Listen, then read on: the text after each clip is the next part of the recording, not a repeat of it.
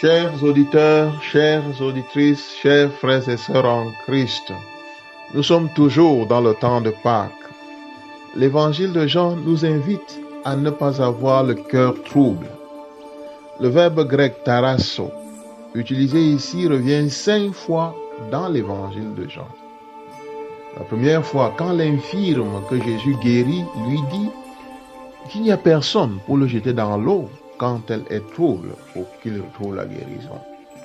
Le verbe traduisant ici cette agitation de l'eau, qui est le moment important où l'eau revêt le pouvoir de guérison. Nous sommes au chapitre 5, verset 7 de l'évangile de Jean. En Jean 11, verset 33, c'est le récit de la résurrection de Lazare. Jésus, voyant Marie pleurer, est troublé et pleure lui aussi.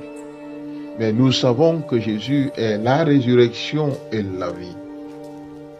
Jean 12, 27 est le texte qui raconte l'onction de Béthanie, où Marie verse un parfum très pur et de grande valeur sur les pieds de Jésus, annonçant ainsi son ensevelissement.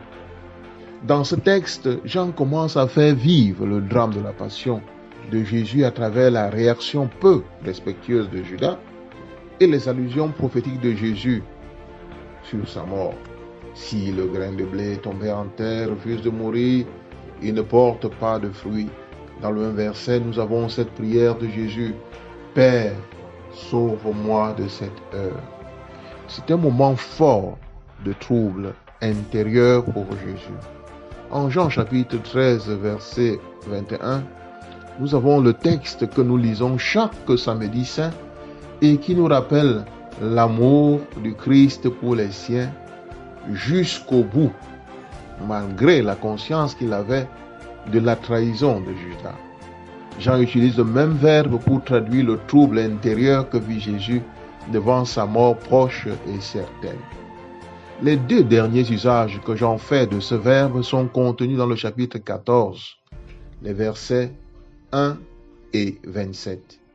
Que votre cœur ne soit pas bouleversé.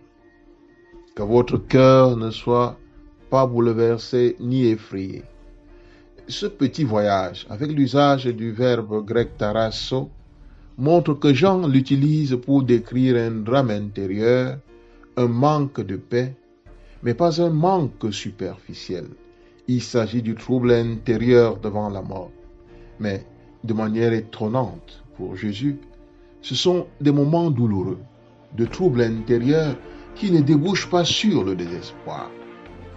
Jean présente Jésus comme le Seigneur, fait chair, sensible, mais qui contrôle la situation. Il souffre, il pleure, mais il avance serein vers la croix comme sur un trône de gloire.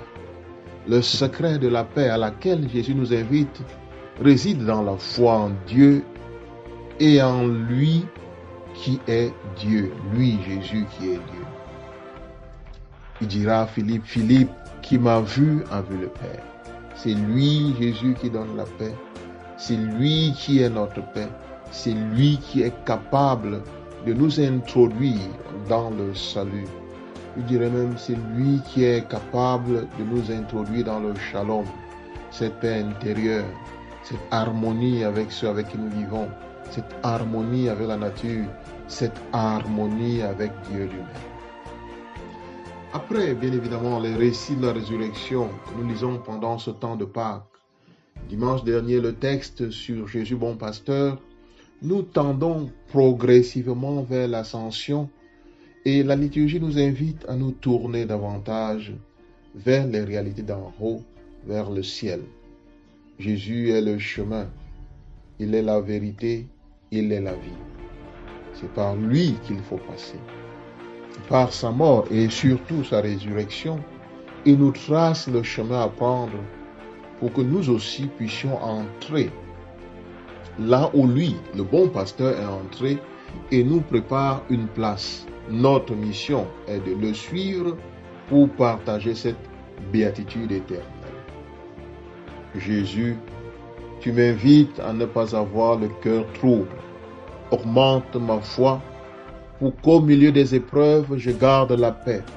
Toi qui es le chemin, la vérité et la vie, donne-moi la grâce de me laisser entraîner continuellement par le désir de la vie éternelle.